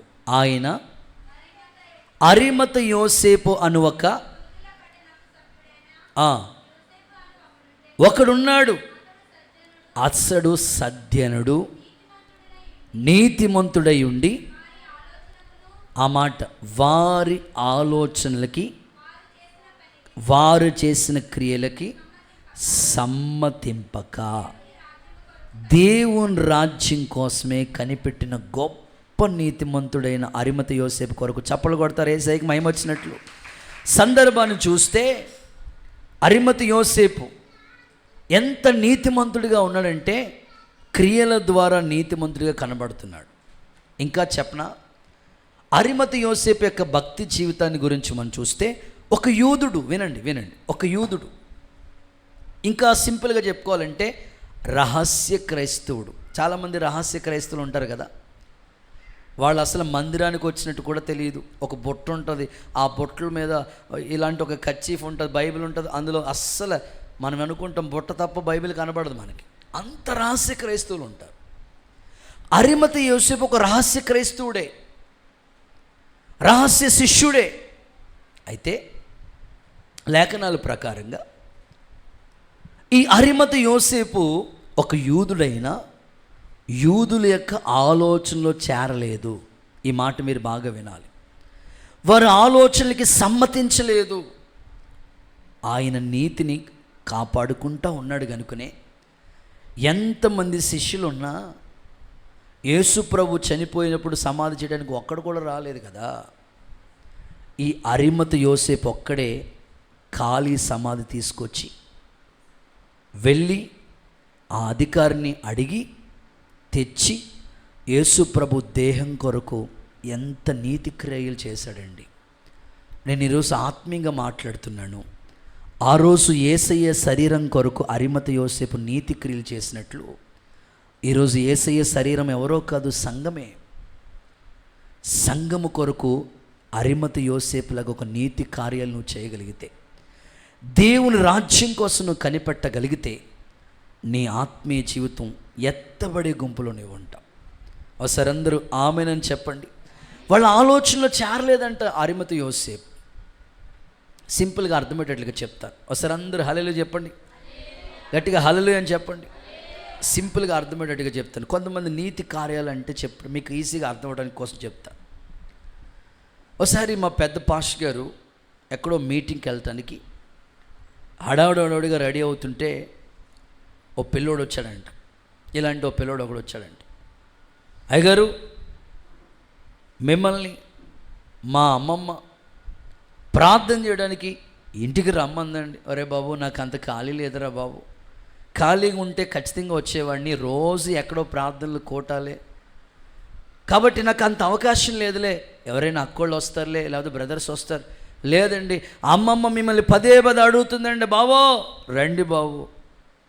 ఒరే అంత అవకాశం లేదురా, సరేనండి మీరు ఎప్పుడైనా వద్దురుగాలండి, మా అమ్మమ్మ అండి ఈ నూనె సీసాక ప్రార్థన చేసి మందండి అని నూనె సీసా అట్టుకొచ్చాడంట. స్తోత్రం చెప్పండి ఒకసారి. ఆ నూనె సీసా అట్టుకొచ్చి ఇదిగోండి మీరు ప్రార్థన చేసి ఇస్తే అని. సరే పాపం ప్రార్థన చేసి ఇచ్చేసాడంట, తీసుకెళ్ళిపోయింది. ఎప్పటి నుంచో రమ్మంటుంది కదా పాపం, ఆ ఊరు వైపు మీటింగ్కి వెళ్తే అదే దారిలో వాళ్ళ ఇల్లుంటే, సరే ఈ తల్లి ఎప్పటి నుంచి అడుగుతుంది, ప్రార్థన చేసిపోయి వద్దాంలే అనుకుని వెళ్తా కారు అక్కడ ఆపి లోపలికి వెళ్ళి, అమ్మా వందనాలమ్మా అని. అయ్యగారండే మీ రాక్ కోసం ఎప్పటి నుంచో చూస్తున్నామండి బాబు, ఈ యేసుబాబు అయినా అందుబాటులో ఉంటున్నారు కానీ మీరు మాత్రం అందుబాటులో ఉండట్లేదండి బాబు, దేవుడికి స్తోత్రం చెప్పండి, అడుగుతున్నాం కానీ రావట్లేదండి బాబు. సరే అమ్మ నేను ఇలా మీటింగ్కి వెళ్తా ప్రార్థన చేసి వెళ్దామని వచ్చానన్నారు. సరే అయ్యగారు వందనాలండి. ఇలా చూశారంట, ఆ ఇంటి అరుగు మీద ఆయన జస్ట్ అలా హాల్లో జస్ట్ కుర్చీ వేశారు, కూర్చుంటే ఆయన ఇలా చూస్తే అన్ని జనులు ఇంటి దగ్గర బూడిద గుమ్మడికాయ కొబ్బరికాయ ఎలా కట్టేసుకుంటారో పాస్టర్ గారు ప్రార్థన చేసి ఇచ్చిన నూనెకాయ చెప్పండి నూనె సీసా అలా వేలాడి తీసేసిందండి బంగారు తల్లి. అంతే. పాస్టర్ గారు అడిగారంట, అమ్మాయి ఏంటమ్మా? అదేనండి మీరు ప్రార్థన చేసి ఇచ్చిన నూనె సీసా అండి. అంటే ఇప్పుడు ఆ నూనె సీసా ఏమైపోయింది చెప్పండి? నూనె సీసా ఒక విగ్రహం అయిపోయింది. మీరు ప్రార్థన చేసి ఇచ్చిందండి అయ్యగారు. అప్పుడు మనసులో అనుకుంటున్నారంట, ఏంటి తల్లిలాగా అయిపోయింది, నూనె సీసాకని ఎవరైనా అలాంటి తీసుకుంటారా? అయ్యగారండి ఇది నోట్లో వేసుకోమంటారండి, చెవిలో వేసుకోమంటారా, ఎనుపోట్లు వేసుకోమంటారండి అని అడుగుతుందండి, ఏదో టానిక్ లాగా.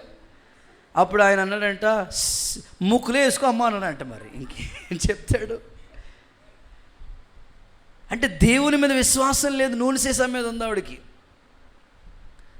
సరే అనుకుని అలా అంటే, అయ్యగారండి మేమండి ఇంట్లో ఏదైనా గొడవ వచ్చిందనుకోండి ఈ నూనె సీసా దగ్గర కొట్టుకోమండి. మీకు అర్థం అవ్వలేదా? ఇంట్లో భార్య భర్తలు కానీ పిల్లలు కానీ ఏదైనా చిన్న గొడవ పెట్టుకోని అనుకో, ఈ నూనె సీసా ఉన్న దగ్గర మాత్రం పొరపాటును గొడవ పెట్టుకోరంట. మరి ఎక్కడ? ఆ బయటికి వెళ్ళిపోయి చూడండి వాళ్ళ క్రియలు. అయ్యగారండి పిల్లలు నిద్రపోతారండి, కాళ్ళు ఇలా సాపమన్నారండి. ఎందుకని? నూనె సీసా. అంటే వాళ్ళ ఆత్మీయ భక్తి నూనె సీసా మీద కట్టబడుతుంది. అలాగని కొబ్బరి నూనె ప్రార్థన ప్రాముఖ్యమైనది కాదని చెప్పను, అవసరమే. మీలో ఎవరైనా బలహీనలై ఉంటే ఏమని రామని చెప్పాడు ప్రభు, నూనె రాసి ప్రార్థించండి, ఓకే అంతవరకు. అయితే నువ్వు నూనె సీసా మీదే నువ్వు ఆధారపడిపోకూడదు. నీ భక్తి ఎలా ఉండాలంటే నీ క్రియలు అలా అలా అలా అద్భుతంగా నీ భక్తి కట్టబడునుగాక. గట్టిగా చెప్పండి ఆమేనండి. LKG, first class, 10th class, intermediate, degree, PG, PhD, ఉన్నత స్థాయికి నువ్వు ఎదగాలి. నీ నీతి క్రియలు పోయిన సంవత్సరం కంటే ఈ సంవత్సరం మరింత అధికమగునుగాక. దేవుని రాజ్యం కోసం కనిపెట్టుకోవాలి. నాకు అదే ఆలోచన. ఎంతమంది యేసుప్రభు మేలు పొందుకున్నారు? సిలువ మోస్తున్నప్పుడు ఒక్కడు రాలేదు. ఇంకో మాటలో చెప్పాలంటే ఆయన బాడీని ఎత్తుకోవటానికి, ఆయన శరీరం కోసం ఎవ్వరు ప్రాకులు అవ్వలేదు. కానీ ఒక్క అరిమత యోసేపుకి మాత్రమే భారం ఉంది. నేను అంటున్నాను, నీవు నీతిమంతుడు అయితే నీ నీతి క్రియలు సంఘంలో కనబడునుగాక. సంఘం కొరకు ప్రయాసపడే భాగ్యము నీకు అనుగ్రహించబడునుగాక. 10 మందిని దేవుని దగ్గరికి నడిపించే ఆ నీతి కార్యములు జరిగించుదువుగాక. నెహెమ్యా అంటాడు, మనం కట్టుటకు పూనుకుందాము రండి. నువ్వు నిజంగా నీతిమంతుడు అయితే నీ క్రియలతో 10 మందిని దేవుని దగ్గర నడిపించు. అది ఎంత గొప్ప నీతి కార్యం. యేసు ప్రభు శరీరం కోసం ఆయన అంత ప్రయాసపడ్డాడు. నువ్వు సంఘం కొరకు నీతి క్రియలు చేయాలి. గనురాలైన స్త్రీ లాంటి వాళ్ళు లేపబడుదురుగాక. బర్జిల్లా లాంటి వ్యక్తులు దేవుని కోసం నిలబడుదురుగాక. రైట్, ఇక చివరి మాట, ఆఖరి మాట చెప్పి ముగిస్తాను. తెస్సలోనికి రాసిన మొదటి పత్రిక 4వ అధ్యాయం 17వ వాక్యం. అపోస్తలుడైన పౌలు తెస్సలోనికి రాసిన మొదటి పత్రిక 4వ అధ్యాయం 17వ వాక్యం. ఆ మీదట సజీవులమై నిలిచుండు మనము వారితో కూడా ఏకముగా ప్రభువుని ఎదుర్కొనుటకు ఆకాశ మండలమునకు మేఘాల మీద కొనుపోబడతాం. ఆమేనండి, గట్టిగా హుషారుగా చెప్పండి ఆమేన్. నేడో రేపో వచ్చినోళ్ళు పాడితే బాగుంటుంది. నేడో నా ప్రియుడేసు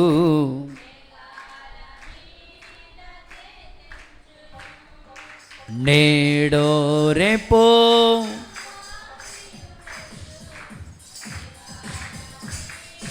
కేతించెను మహిమాన్వితుడై మహీతలమునకు, చప్పట్లు, మహిమాన్వితుడై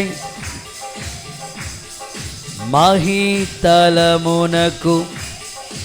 చేతులు పైకెత్తి, నేడో నా ప్రియుడేసు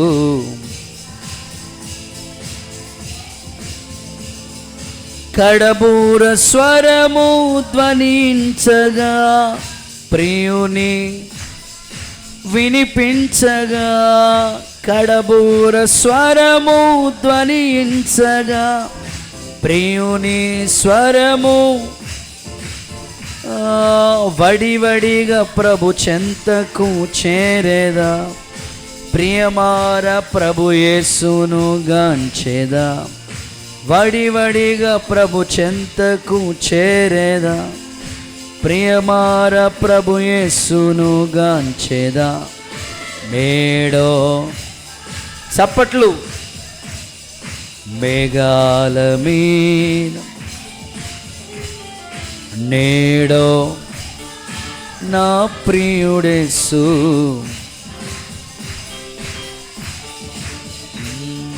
మహిమాన్వితుడై మహీతలమునకు ఎత్తించెను, మహిమాన్వితుడై మహీతలమునకు నేడో రేపో మేఘాలమి కేతించెను. హల్లెలూయా. సో ప్రభు మేఘాల మీద రాబోతున్నాడు. మూడవది ఏంటంటే క్రీస్తునందున్నవారు అనండి. మీ పక్కలు చెప్పండి, క్రీస్తునందున్నవారు. అక్కడ చెప్తున్నాడు ప్రభు మేఘాల మీద రాబోతున్నాడు. ఆర్భాటంతో, ప్రధాన దూత శబ్దంతో, దేవుని బోరుతో ప్రభు మేఘాల మీద నుంచి రాబోతున్నాడు. ఆయన వచ్చినప్పుడు ఎవరయ్యా కొనుపోబడేది అంటే, మూడవది క్రీస్తునందున్నవారు అంటారా ఒకసారి మీ నోటితో. కొంతమంది ఎలా ఉంటారంటే కోమాలో ఉంటారు. చెప్పండి, ఎక్కడ ఉంటారంటారు? నేను విచిత్రమైన వ్యక్తులను చూస్తూ ఉంటాను. 90% మన చర్చిలో అలాంటి వాళ్ళు ఎవరు ఉండరు. కానీ చాలా చోట్లకి వాక్యం చెప్పడానికి మేము వెళ్తూ ఉంటాం, చాలా స్థలాలకు వెళ్తూ ఉంటాం. కొంతమంది కుర్చీలో కూర్చుంటారే కానీ కోమాలోకి వెళ్ళిపోతూ ఉంటారు. నాకు ఒక ఆయన తెలిసిన, చాలాసార్లు పిలుస్తూ ఉంటారు, వాళ్ళ సంఘానికి వెళ్తూ ఉంటాను. అసలు వాక్యం స్టార్ట్ చేసినప్పుడు మొదలెడతాడు కోమా. మాట్లాడరా మీరు? ఈ ఎండింగ్ దాకా మరి ఇంకా అది ఎప్పుడు ముగిస్తారో తెలియదు. కొన్ని చోట్లకి మేము వాక్యం చెప్పడానికి వెళ్తూ ఉంటాం. వెళ్ళేటప్పుడు ముందే అడుగుతాం, పాస్టర్ గారిని అడుగుతాం, విశ్వాసులు ఎంతసేపు చెప్పమంటారు? మీరు ఎంతసేపు అయినా చెప్పుకోండి అయ్యగారు. వెళ్ళిపోయేటప్పుడు మాత్రం నిద్ర లేపి వెళ్ళండి అయ్యగారు అంటారు. అంటే అంత కోమ. నేనంటాను భక్తి కోమ అయిపోకూడదు. కోమలు ఉన్నవాడికి ఏమైనా తెలుస్తుందా? మాట్లాడండి. కోమలు ఉన్నవాడికి ఏమైనా తెలుస్తుందా? లేదు. కొన్నిసార్లు ఎలా ఉంటారంటే 15 kV జనరేటర్లో ఉంటారు కొంతమంది, సౌండ్లో చేతమాట. కోమ సో నేను అంటాను, భక్తి విషయంలో కోమా కాదు, క్రీస్తునందు ఉండాలి. ఎక్కడ ఉండాలి చెప్పండి? కొంతమంది ఏమో లోకంలో ఉన్నారండి. ఇప్పుడు ఈ సీజన్లో మేము రోడ్ల మీద మేము ప్రయాణమై వెళ్తూ ఉంటాం, జర్నీ చేస్తూ ఉంటాం. రోడ్ల మీద కుర్రోళ్ళు, ఇంతమంది పిల్లలు కార్లు ఆపేసి, అసలు లోకంలో ఎంత దారుణంగా తయారవుతున్నారు పిల్లలు చూడండి. యవనస్తులు కనిపించట్లేదు దేవుని సన్నిధిలో. లోకంలో ఉన్నవాళ్ళు కొందరు, కోమాలో ఉన్నవాళ్ళు కొందరు, పాపంలో పొర్లాడుతున్న వాళ్ళు కొందరు, విచ్చలవిడిగా ప్రవర్తిస్తున్న వారు, వ్యసనాలకి బానిసలైపోతున్న వాళ్ళు కొందరు. నువ్వైతే క్రీస్తునందు ఉన్నావు. ఆమెను చెప్పు గట్టిగా. బైబిల్ ఇలా చెప్తుంది, క్రీస్తునందు ఉన్న వారికి ఏ శిక్షా విధి ఉండదు. ధనవంతుడు లాజరు, ధనవంతుడికి డబ్బే శాశ్వతం. కానీ లాజరు క్రీస్తునందు ఉన్నాడు కాబట్టి అతడు కొనిపోబడినప్పుడు దేవదూతలు వచ్చి తీసుకెళ్ళి అతన్ని. నా ప్రార్థన, మనమందరం క్రీస్తునందు ఉందుముగాక. ద్రాక్ష చెట్టు తీగ, ద్రాక్ష చెట్టుని అంటు కట్టి ఉంటేనే అది బహుగా ఫలిస్తుంది. అలాగే చేప నీటిలో ఉంటేనే అది జీవిస్తానికి అవకాశం ఉంటుంది. క్రైస్తవుడు కూడా దేవుళ్ళలోనే ఉండాలి. నీకు సమయం దొరికిన కొలది గంటల తరబడి దైవ కార్యాల పట్ల నువ్వు ఆసక్తిని పెంచుకోవాలి. దేవుని కోసం ఒక వైరాగ్యంగా బ్రతకాలి. అక్కడ అంటాడు, క్రీస్తునందున్న వాళ్ళు మొదట లేస్తారు. ఎంత గొప్ప ధన్యత! దేవుడు ప్రథమ వరుసలో ఉన్నాడు. ఆయన దేవునితో పాటు నువ్వు అంటుకట్టబడితే నీ భక్తి, నీ విలువలు కాపాడబడతాయి. యేసయ్య ఆ దిశగా మిమ్మల్ని నడిపించునుగాక. చూడండి, ఒక మాట చదివిస్తాను. ఆదికాండ గ్రంథం 5వ అధ్యాయం 22వ వాక్యం చూస్తే అక్కడ ఒక వ్యక్తి మనకు కనపడతాడు. ఆ వ్యక్తి నిజంగా క్రీస్తులో ఎలా ఉన్నాడో చూడండి. ఆదికాండం 5:22. హానోకు 300 సంవత్సరాలు దేవునితో కూడా నడిచాను. అందరూ ఆమెను చెప్తారా? తర్వాత వచనం చదివాక, దేవునితో నడుస్తూ అతడు తీసుకుని కొనిపోబడను. తర్వాత అతడు కనపడలేదు. సందర్భాన్ని చెప్తాను మీకు. ఒకసారి హల్లెలూయా అంటారా? చేతులు పైకెత్తి చెప్పాలి. ఇక్కడ క్రీస్తునందు ఉన్నవాళ్ళు కొనిపోబడతారు. అంటే క్రీస్తులో ఉన్న వాళ్ళ గురించి మాట్లాడాలంటే హానోకు 300 సంవత్సరాలు దేవునితో నడిచాడంట. మీరు అడగొచ్చు, అయ్యగారు మాకెక్కడ కుదురుతుందండి అంటారు. హానోకు జీవితాన్ని చూస్తే ఆయనకి భార్య ఉంది, ఆయనకి పిల్లలు ఉన్నారు, ఆయనకి కుటుంబం. నేను అంటాను, కుటుంబ వ్యవస్థ భక్తికి ఏమి అడ్డు కాదు కదా. నీకు వీళ్ళకి భక్తి చేసిన వాళ్ళు కుటుంబాలు ఉన్నాయి వాళ్ళకి. అలా కుటుంబాలు ఉన్నాయని భక్తి మానేశారా? అట్లన రాదు.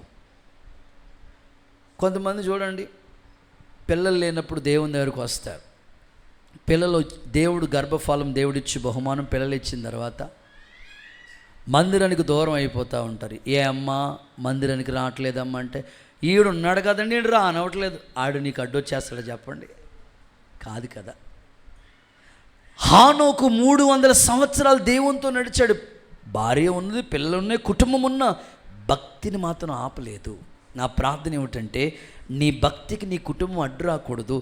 నీ కుటుంబాన్ని కూడా నువ్వు భక్తిలో నడిపించే ఒక మంచి ప్రార్థన పరుడుగా మారుదువుగాక, ప్రార్థన పరురాలుగా మార్చబడదువుగాక. హానోకు దేవునితో కూడా నడిచే అనుభవం. ఈరోజు మనం వాక్యపు అనుభవాల్లో నడవాలి. రాజకుమారి పుత్రిక, నీ పాద రక్షణతో నువ్వు ఎంత అందంగా నడుస్తున్నావు అని పిలుస్తాడు దేవుడు. సర్వసత్యంలోనికి మనం నడిపించబడాలి. సో ఈ అనుభవాల గుండెగా సంఘాన్ని దేవుడు సిద్ధపరచునుగాక. గట్టిగా ఒకసారి ఆమేనని చెప్దామా? హానోకు వలె మనం కూడా దైవ క్రమాల్లో నడిపించబడి దేవుని రాజ్యం కొరకే ఆయుత్తపరచబడదాం. అట్టి కృప మనందరికీ అనుగ్రహించబడునుగాక. నేను ముగిస్తున్న సమయం అయిపోయింది. చిన్నపిల్లలు కూడా ఉన్నారు కాబట్టి ముగిచేస్తాను. ఈరోజు మీకు చెప్పిన వర్తమానం ఒక్కసారి మీకు జ్ఞాపకం చేస్తాను. ఇద్దరు మంచం మీద ఉన్నారు, ఒక్కరే కొనుపోబడ్డారు, ఒకరు విడవబడ్డారు. ఇద్దరు తిరగలు విసురుతున్నారు, ఒక్కరు కొనుపోబడ్డారు, ఒకరు విడవబడ్డారు. అయితే నువ్వు కొనుపోబడిన స్థితిలో ఉండాలి. ఎవరు కొనుపోబడతారు, ఎత్తబడతారు అంటే ముచ్చటగా 3 మాటలు మీకు చెప్పాను. నెంబర్ 1, బలవంతులు. నీ ఆత్మీయ జీవితం బలవంతులుగా ఉంటే ఏలియా వలె నువ్వు కొనుపోబడే ఆ స్థాయిని సంపాదించుకుంటావు. నెంబర్ 2, నీతిమంతులు కొనుపోబడతారు. అరిమతు యోసేపు యొక్క నీతి గురించి ప్రభు మాట్లాడాడు. నెంబర్ 3, క్రీస్తునందు ఉన్నవాళ్ళు కొనుపోబడతారు. హానోకు ప్రభులో ఉన్నాడు. నీ భక్తి అలా ఉండాలని మనస్ఫూర్తిగా కోరుకుంటూ ఈ మొదటి కూడికలోనే ఈ మాటలు నిన్ను జీవితాన్ని ప్రభావితం చేయనుగాక. కొనుపోబడటానికి ఎత్తబడే గుంపులో ఉన్న సంఘములో మనమందరం అంటు కట్టబడదాముగాక. అందరూ అలాగే లేచినబడండి. చిన్న ప్రార్థన చేసుకుని ఈ కూడికను మనం ముగించుకోబోతున్నాం. ప్రభు మనకిచ్చిన ఈ వర్తమానం కొరకు 2 చేతులు చాపి బిగ్గరగా చెప్పండి, యేసయ్యా. గట్టిగా చెప్పండి, యేసయ్యా అని చెప్పండి, యేసయ్యా అని చెప్పండి. హల్లెలూయా, హల్లెలూయా. అందరు చెప్పండి, అందరు చెప్పండి, హల్లెలూయా, హల్లెలూయా. అందరు తీర్మానం చేసుకుందాం, ప్రభువా ఈ మాటలు నా జీవితానికి ప్రభావితం చేయాలి. అయ్యా ఈ మాటలు నా జీవితాన్ని ప్రభావితం చేయాలి. అందరు చేతులు చాపి ప్రార్థన చేసుకోండి. చిన్న ప్రార్థన, అటు ఇటు చూడొద్దు. ఇది ప్రార్థన చేసుకునే సమయం. విన్న మాటలు తలపోసుకోండి.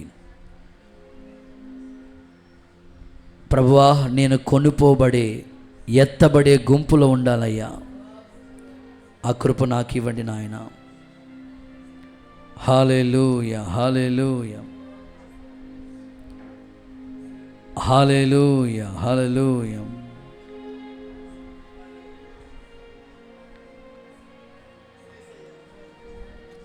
హల్లెలూయా. ప్రార్థన చేసుకుందామా? బలవంతులు దైవికంగా కొనుపోబడతారు. నన్ను బలవంతుడిగా మార్చయ్యా. అప్పుడప్పుడు బలహీనుడు అయిపోతున్నానయ్యా, నన్ను మరలా బలవంతురాలుగా మార్చు. మీ స్వరం వినబడాలి, నోరు బేగగా తెరవాలి.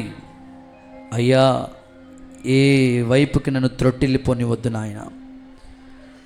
నీతిమంతులు కొనుపోబడతారు. నీ నీతి మధ్యలో ఆగిపోకూడదు, నీతి క్రియలు చేస్తూనే ఉండాలి. అలాగునే క్రీస్తునందు ఉన్న వాళ్ళు మాత్రమే కొనుపోబడతారు. హల్లెలూయా బ్రదర్, హల్లెలూయా, హల్లెలూయా. యేసయ్యా మనకిచ్చిన ఈ వర్తమానం అంతటి కొరకే 2 చేతులు పైకెత్తి బిగ్గరగా స్తోత్రం చెప్దామా?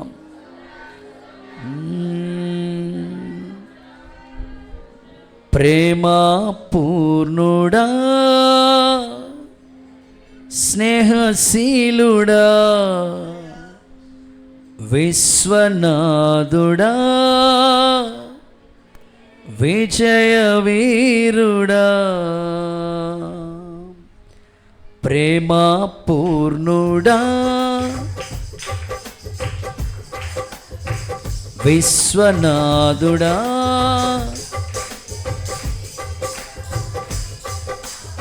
ఆపత్కాలమందున సర్వలోకమందున్న దీనజన వెదుగుచున్నవాడా, ఆరాధింతు నిన్నే, ఆనందింతు నీలో. నీ కృప ఎంత ఉన్నతమో వర్ణించలేను స్వామి. యేసయ్యా నా తోడు అంతే చాలయ్యా, భయమే నా తోడు అంతే చాలయ్యా, భయమే లేదయ్యా. ప్రేమ పూర్ణుడా, విశ్వనాథుడా,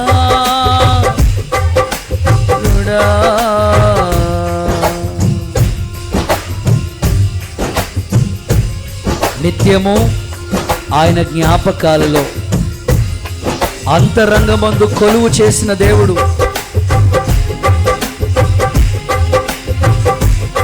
అయ్యా కృపనివ్వండి నాయనా.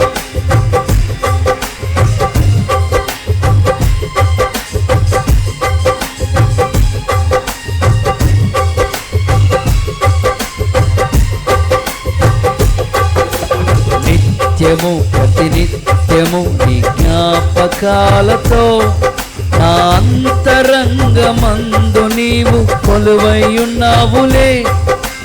నిత్యము ప్రతినిత్యము జ్ఞాపకాలతో అంతరంగమందు నీవు నిర్మలమైన నీవు నా అంకితం చేశావు. నీతోనే జీవిం నన్ను కొనిపోయేసయ్యా నా తోడు. ఆమేన్. వినబడాలి స్వరం. ఆయమే అయ్యా నా తోడు నీవుంటే అంతే చాలయ్యా నా ముందు. ఆయమే ప్రేమ పూర్ణుడా స్నేహశీలుడా విశ్వనాథుడా ఆపత్కాలమందున దీనచనాలి వెలుగుచున్నవాడా ఆరాధింతు నిన్నే ఆనందింతు నీలో. నీ కృప ఎంత ఉన్నతమో వర్ణించలేను స్వామి. నీ కృపయందు తుది వరకు నడిపించు యేసయ్యా. నా తోడు నీవుంటే అంతే చాలయ్యా నా ముందు నీవు. భయమే నా తోడు నీవు అంతే చాలయ్యా నా ముందు. భయమే లేదయా నా తోడు. ఒక్కొక్కరికి ఆయన తోడుగా ఉంటున్నాడు. ఆయనతో యుగ యుగాలు ఉండడానికి, కొనిపోబడే అనుభవంలో ఉండడానికి నా తోడు నీవుంటే అంతే చాలయ్యా నాము. పరిశుద్ధాత్ముడా సిద్ధపరచండి, బలవంతులుగా చేయండి, నీతిమంతులుగా చేయండి, క్రీస్తునందున్న వారిగా చేయండి నాయన.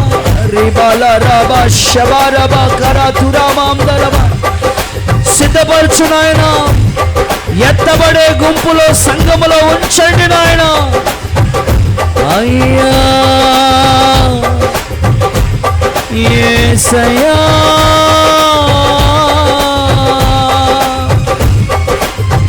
యేసయ్యా చాలయ్యా.